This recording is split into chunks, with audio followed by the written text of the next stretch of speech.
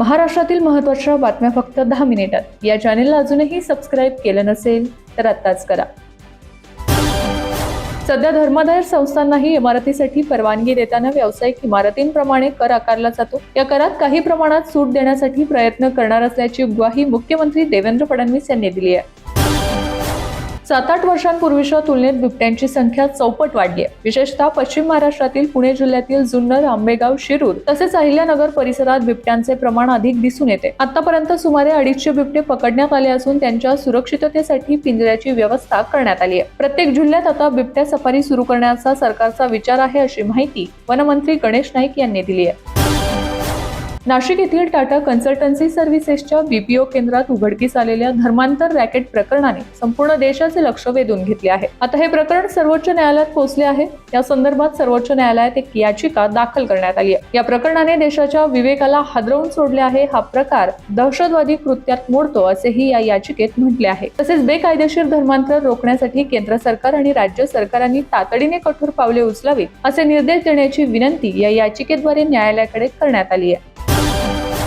पंतप्रधान नरेंद्र मोदी यांच्या नेतृत्वाखालील केंद्र सरकारने देशातील महिलांच्या राजकीय सक्षमीकरणासाठी एक अत्यंत क्रांतिकारक पाऊल उचलले आहे। 17 एप्रिल 2026 या ऐतिहासिक तारखेपासून संपूर्ण भारतात महिला आरक्षण कायदा अधिकृतपणे अंमलात आला आहे। मध्यरात्री जारी करण्यात आलेल्या या अधिसूचनेमुळे आता संसद आणि राज्यांच्या विधानसभांमध्ये महिलांना 33% प्रतिनिधित्व मिळण्याचा मार्ग आता मोकळा झालाय। रेशन कार्ड धारकांसाठी राज्य सरकारने मोठा दिलासादायक निर्णय जाहीर केलाय। यानुसार लाभार्थ्यांना एप्रिल, मे आणि जून या 3 महिन्यांचे धान्य एकाच वेळी एप्रिल महिन्यात देण्यात येणार आहे। त्यामुळे पुढील 2 महिने रेशन दुकानांवर जाण्याची गरज भासणार नाही। महाराष्ट्रात सध्या कडाक्याचं ऊन पडत असून भारतीय हवामान विभागाने आगामी काही दिवसांसाठी तीव्र उष्णतेच्या लाटेचा इशारा दिलाय। या वाढत्या तापमानामुळे केवळ उष्माघाताचाच नव्हे तर हृदयविकाराचा धोकाही बळावला असल्याचे धक्कादायक वास्तव समोर आले आहे। राज्याच्या विविध भागात सूर्याचा प्रकोप वाढत असल्याने आपत्कालीन विभागाने नागरिकांना आरोग्याची विशेष काळजी घेण्याचे आवाहन केले आहे। लाडकी बहीण योजनेत फक्त KYC केलेल्या महिलांनाच योजनेचा लाभ मिळणार आहे। KYC डेडलाईन उलटून गेली आहे। दरम्यान KYCत अनेक महिलांच्या चुका झाल्या आहेत, त्यामुळे त्यांना चुका दुरुस्त करण्याची अजून एक संधी देण्यात आली आहे। महिलांना 30 एप्रिल पर्यंत KYC मधील चुका सुधारता येणार आहेत, त्यामुळे तुम्हीही हे काम लगेच करा। तुमच्याकडे आता फक्त शेवटचे 13 दिवस उरले आहेत।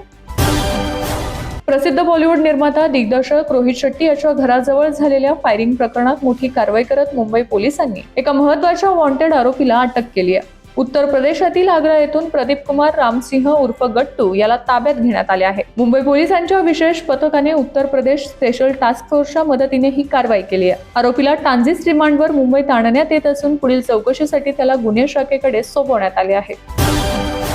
ठाणे ते भिवंडी मेट्रोबाबत महत्त्वाची अपडेट हाती आली आहे। मेट्रो लाईन 5 कधी सुरू होणार याबाबत नवीन डेडलाईन जारी करण्यात आली आहे। या मेट्रोचा पहिला टप्पा डिसेंबर 2026 मध्ये पूर्ण होण्याची शक्यता आहे। त्यानंतर जानेवारी 2027 मध्ये मेट्रो सुरू होण्याची शक्यता आहे। सध्या ठाणे भिवंडी मेट्रो लाईन 5 याचे काम अंतिम टप्प्यात आले आहे। अवकाळी पावसानंतर राज्यात तापमानाचा पारा 45 अंश सेल्सिअस पार गेला आहे। वाढत्या तापमानामुळे उकाड्याने नागरिकांच्या अंगाची लाही झाली आहे। अशातच आता अकोल्यातील शाळा सकाळी 11 वाजेपर्यंत सुरू राहणार असल्याचे आदेश प्राथमिक शिक्षणाधिकारी यांनी दिले आहेत। तसेच 11 नंतर शाळा सुरू ठेवल्यास संबंधित शाळेवर प्रशासकीय तथा दंडात्मक कार्यवाही करण्यात येईल असे जिल्हाधिकारी यांनी म्हटले आहे। अकोल्यात एकनाथ शिंदे यांच्या शिवसेनेला मोठा धक्का बसलाय। शिवसेनेतील अंतर्गत वाद पुन्हा एकदा समोर आला आहे। शिंदे सेना जिल्हा प्रमुख अश्विनी नवले यांनी आपल्या सर्व पदाचा राजीनामा दिला। त्यांनी पत्र लिहून राजीनामा का देत आहे यामागचे कारण देखील सांगितले आहे। पक्षातील माजी आमदार गोपीकिशन बाजोरिया यांच्या त्रासाला कंटाळून राजीनामा देत असल्याचं त्यांनी पत्रात नमूद केलंय। त्यांचं हे पत्र सध्या सोशल मीडियावर मोठ्या प्रमाणात व्हायरल होत आहे। अश्विनी नवले यांनी शिंदे सेनेची साथ सोडली खरी, पण भविष्यात कोणत्या पक्षात प्रवेश करणार किंवा त्यांची भविष्यातील राजकीय भूमिका काय असणार हे पाहणं महत्त्वाचे ठरणार आहे। पुणे विमानतळावरून 3 शहरांसाठी विमानसेवा सुरू होणार आहे। येत्या महाराष्ट्र दिनापासून म्हणजेच 1 मे पासून पुणे सोलापूर विमानसेवा सुरू होणार आहे। सोलापूर, मंगळुरू आणि बागडोगरा या शहरांशी पुण्याची पहिल्यांदाच हवाई जोडणी केली जाणार आहे। वाढत्या प्रवाशांच्या संख्येमुळे ही विमानसेवा वाढवण्याचा निर्णय घेण्यात आला आहे। सरकारच्या सेवेत असणाऱ्या कर्मचाऱ्यांसाठी ही बातमी महत्त्वाची आहे. सरकारने कर्मचाऱ्यांसाठी महत्त्वाचा निर्णय घेत बदली प्रक्रियेसंदर्भातील नियमांमध्ये मोठे बदल केले आहेत. नव्या शासन आदेशामुळे बदली प्रक्रिया अधिक पारदर्शक, सुसूत्र आणि कर्मचारी केंद्रित करण्याचा प्रयत्न करण्यात आला आहे. आता टक्केवारीनुसार बदली होणार आहे. बदलीसाठी राजकीय दबाव तंत्राचा वापर केल्यास संबंधित कर्मचारी शिस्तभंगाच्या कार्यवाहीस पात्र राहील. राज्य सरकारने आणखी एक महत्त्वाचा निर्णय घेतलाय. गडचिरोली व गोंदिया जिल्ह्यातील C60 पथकातील जवानांना विशेष पदकाने सन्मानित करण्यात येणार आहे. या वर्षापासून C60 सेवा पदक देऊन जवान व अधिकारी यांचा सन्मान होणार आहे. C60 जवानांचे मनोबल वाढवण्यासाठी मुख्यमंत्री देवेंद्र फडणवीस यांनी हा निर्णय घेतला असून 1 मेच्या पूर्वसंध्येला पदकांची घोषणा करण्यात येणार आहे. दरवर्षी C60 पथकातील 500 जवान व अधिकाऱ्यांना सन्मानित केले जाणार आहे.